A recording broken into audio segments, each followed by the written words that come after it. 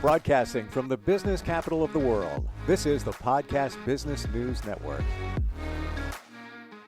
Have you ever tried to make changes to your living space, your home, and then you question yourself, like, well, should I do the orange pillows? Should I move the couch here? Should I do this? Should I do that? But we're not professionals. We don't really know.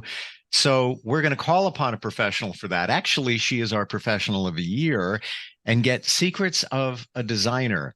This is the trade stuff, the trade secrets, the secret sauce, if you will, behind the scenes, what she's thinking about when she's in somebody's home and doing a redesign. She's Mary Jo Major, interior designer. She's back with us. How you doing today? Hey, Steve, I'm doing great. Thanks for having me.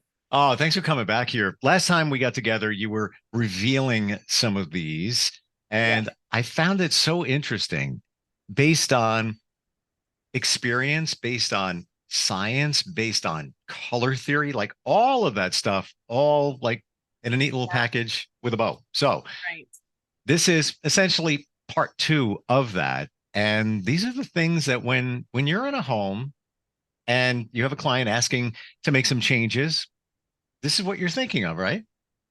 You know, it is. And I also think that I think design tends to be thought of as almost like this magic wand that you have to have in order to make everything amazing. And that's not exactly the case, but I do think that there's some things that I use in my work that can really help make a difference in how your home looks. And so, I mean, yes, I think that you could say this is a little bit of my secret sauce of what I'm thinking about. I won't tell anyone. I will keep the secret stays here. Just you and I. Yeah, exactly.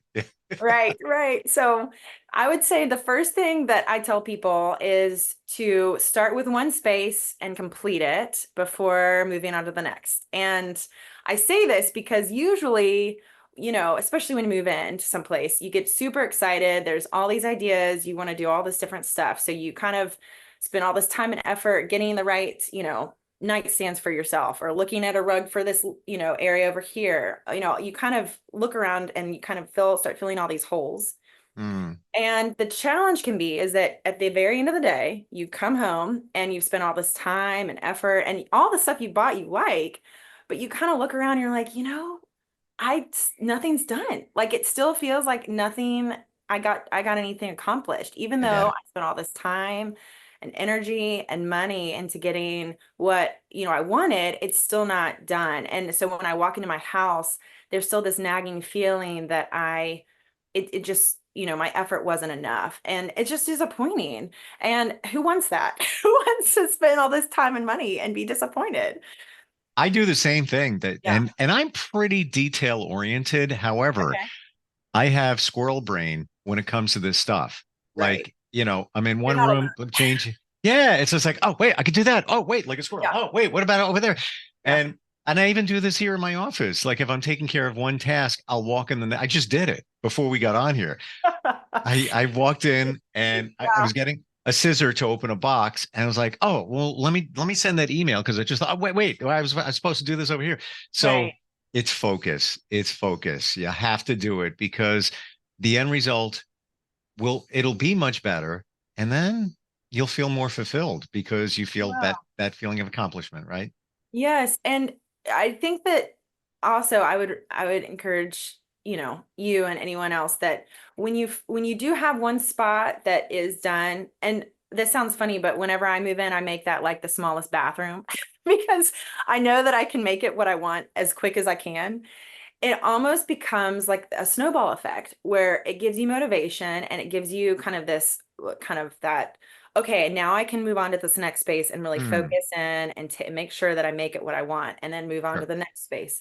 And so when you walk into those spaces that you have finished, there is something psychological, I think, that goes on where you just kind of are like, where you tell yourself, okay, it's done. I don't have to think about it anymore. I don't have to have this list in my head of everything that has to get done inside.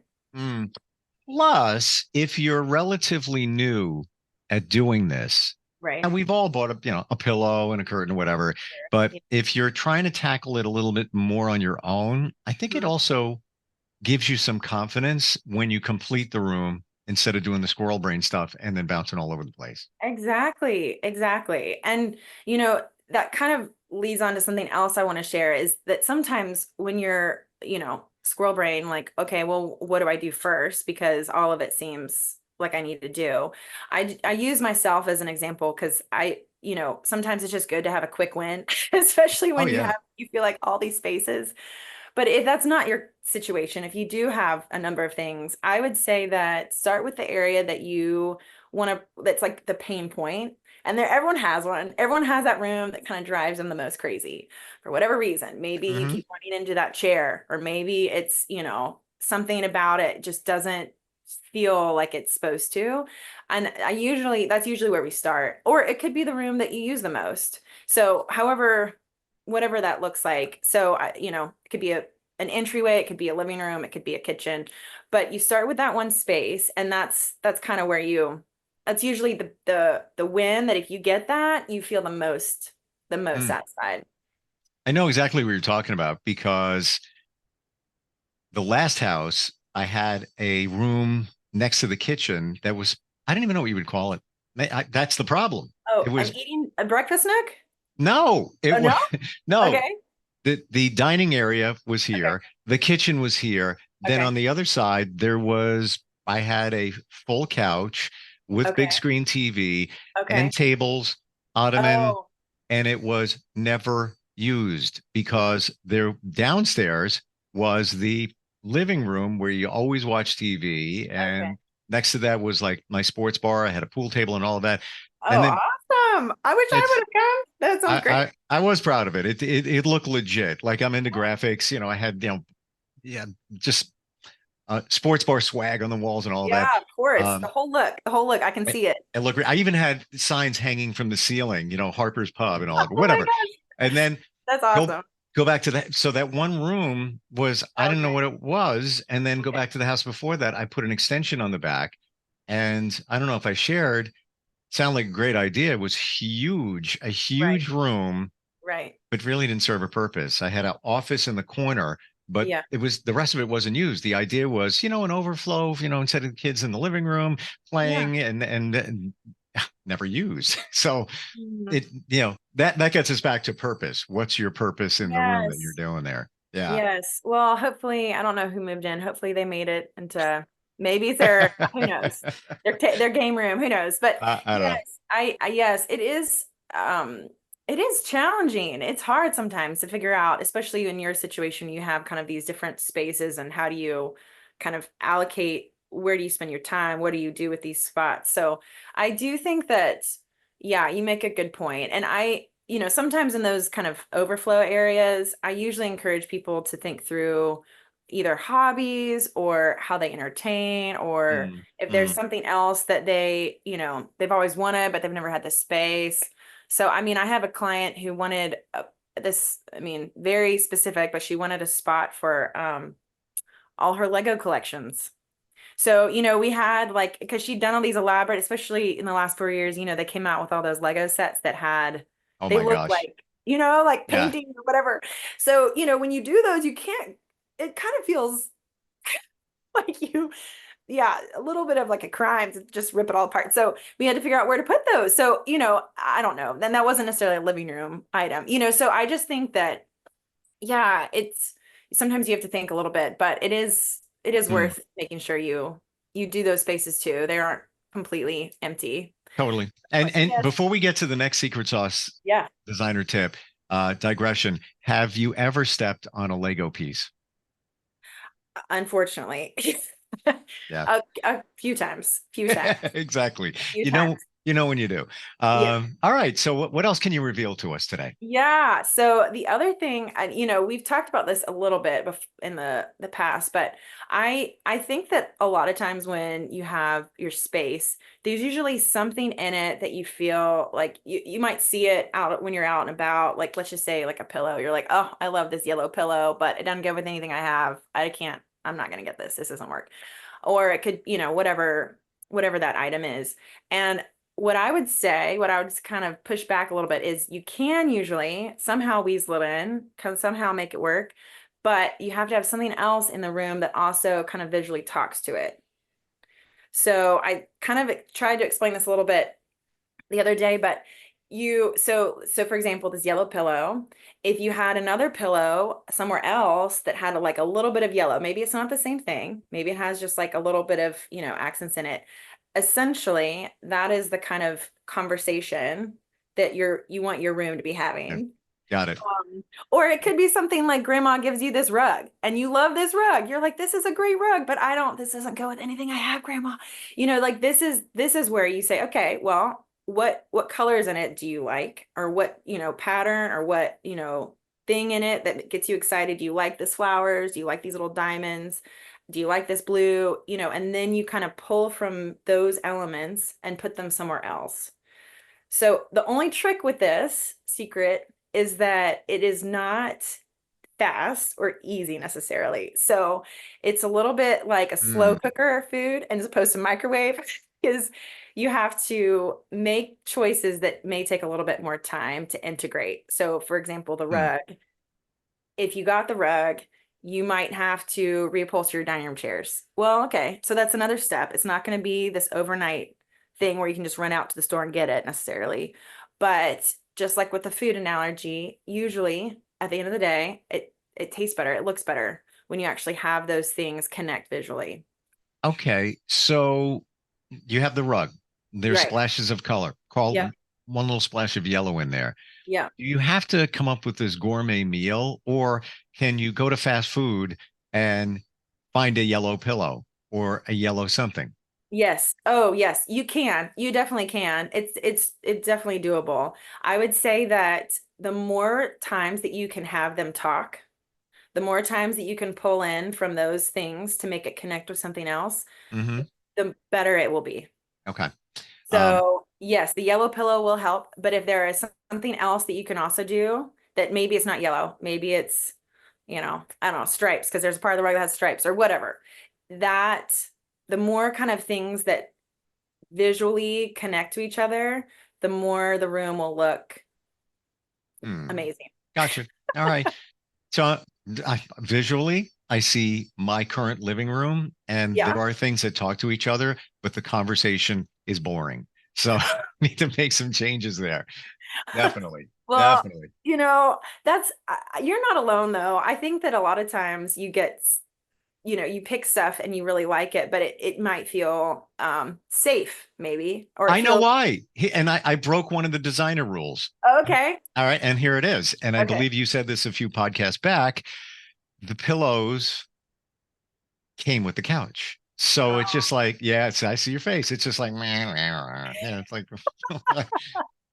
boring conversation. It's just Boring. like, it matches, but it's boring. There's no, couches don't come in yellow typically. No. So there's no pop of color. It's kind of just like, it's my living room flatline. There's nothing going on there. So I need to integrate a color in there and then make sure it talks to something else with the same color.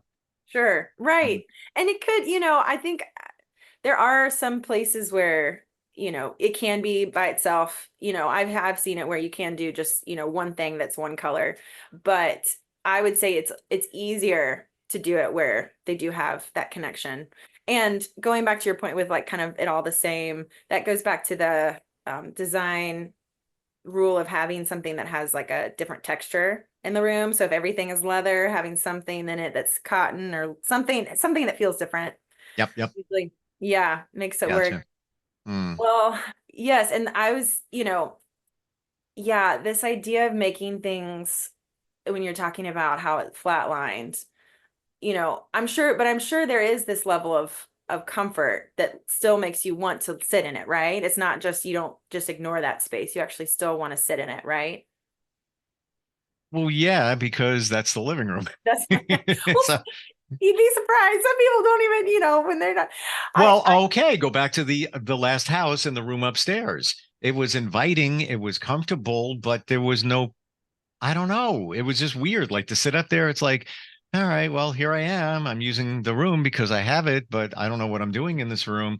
And truth be told, like I'm an audio guy, it had a high ceiling, and I oh, I tried I tried every sound bar, speakers, the sound would never be like crystal clear. So I'm like, blank that. I'm going downstairs to watch TV. was the end of it.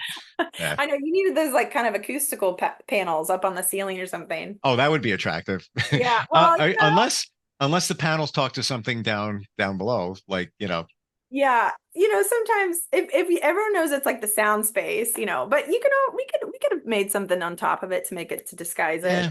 Yeah, you're right. No, you're right. There's always a way. There's always There's a always way. a way. All There's right. always a way. What else you got? Secrets of a designer, Secrets secret of a sauce. designer. Yes. So kind of, well, yeah, we're kind of discussing it right now, but this idea of contrast, making sure that if I try to tell people if they took like a black and white photo of their home, you kind of want the best case scenario is to have kind of a gray tone that kind of spans the spectrum. So you have something that's really dark, something that's really light, and a bunch of different other kind of tones so that it all kind of contrasts with each other so that it's not, as you mentioned, just the same. Yeah.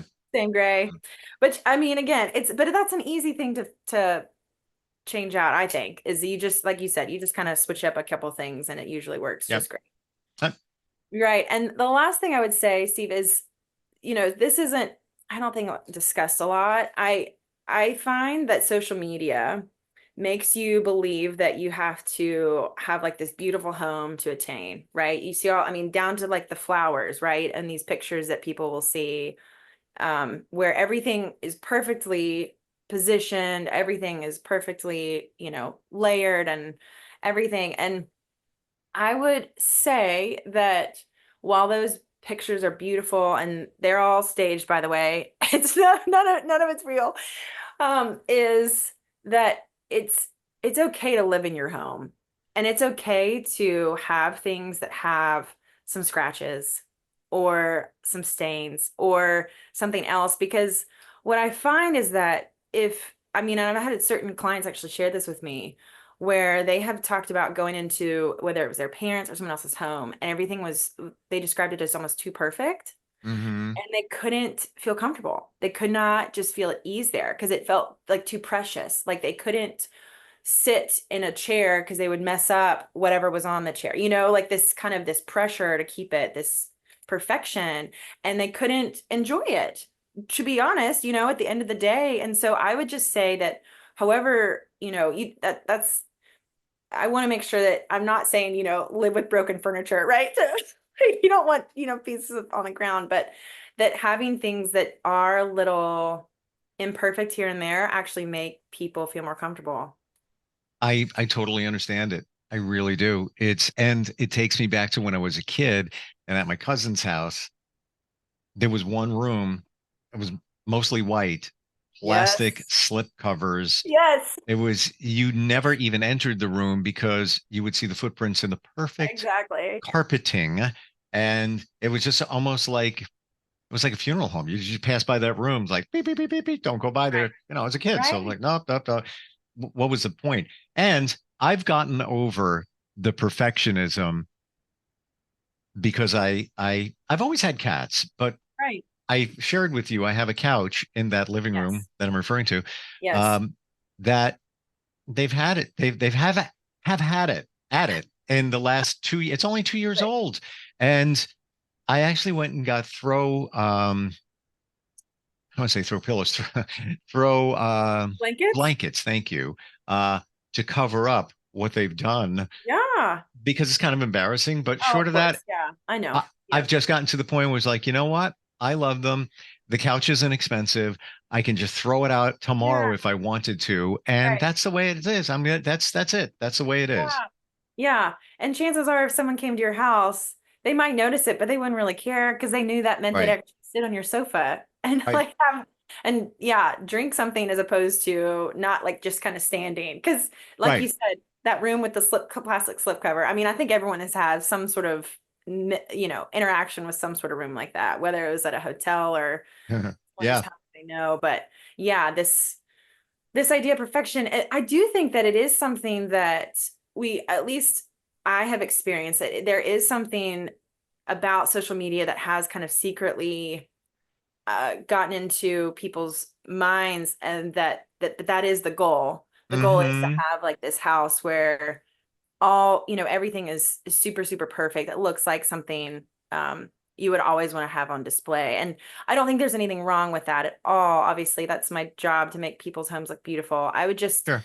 on the cautionary side, just encourage people to still use their home, to not Yep. make it too precious, because those little imperfections really are the things that make a home what it is. And, like you said, like the cats at the end of the day are more important than the sofa, and living with your kitties and having them be like sweet parts of your family are worth it. So yeah, Yeah.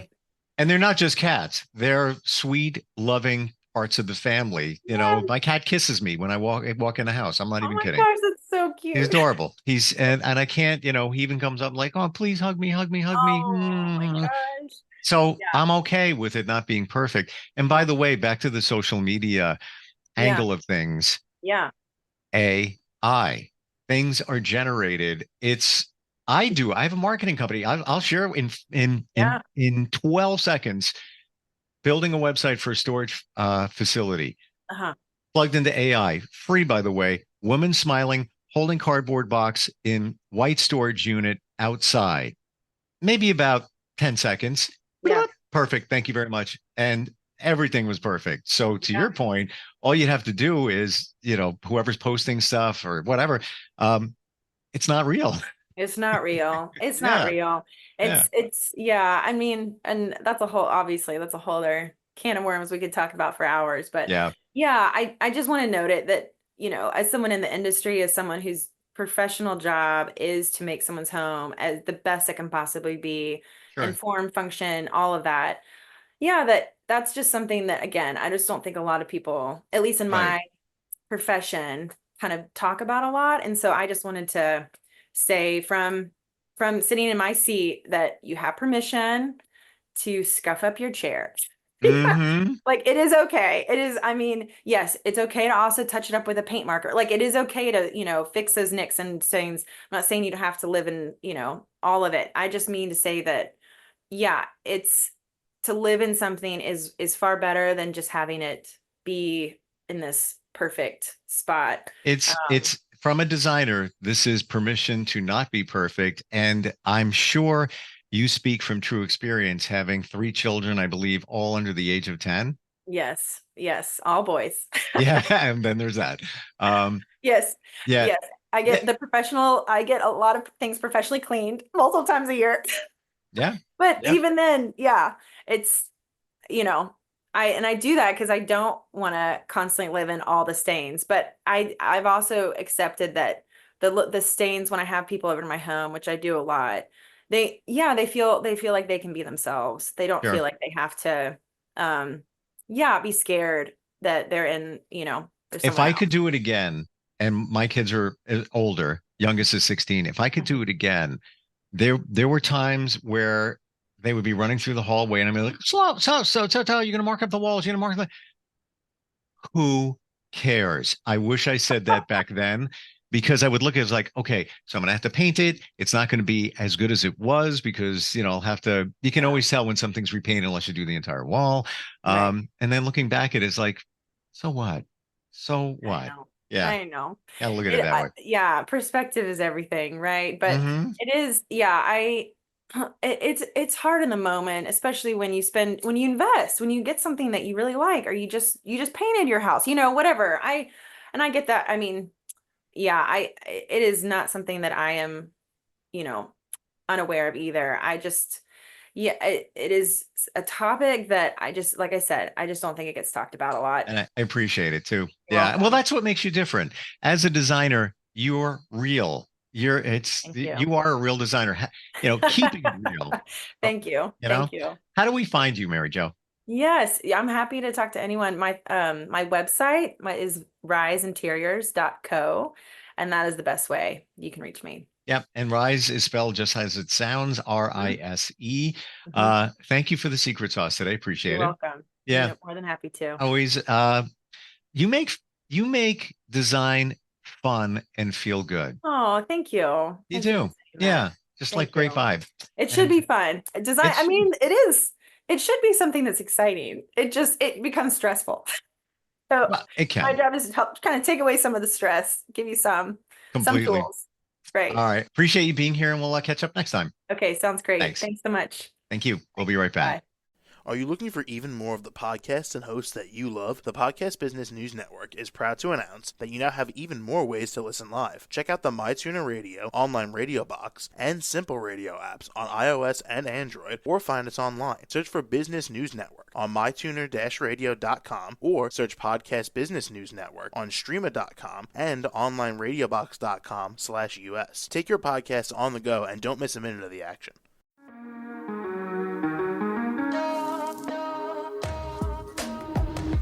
Broadcasting from the business capital of the world, this is the Podcast Business News Network. For nearly 2,000 severely injured veterans, everyday life has become filled with barriers. Day-to-day simple tasks can become pretty daunting. I have to carry my chair up 2 flights of steps or have somebody do it for me. What scares me the most is just the falling. When I'm struggling with my house, I think, to have that one great barrier just knocked down, it's crucial.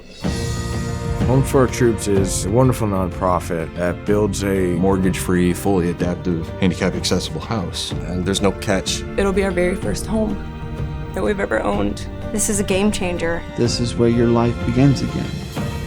We need you to join us in completing this important mission. Please visit hfotusa.org and help build homes and rebuild lives. Because of you, everything's going to be okay.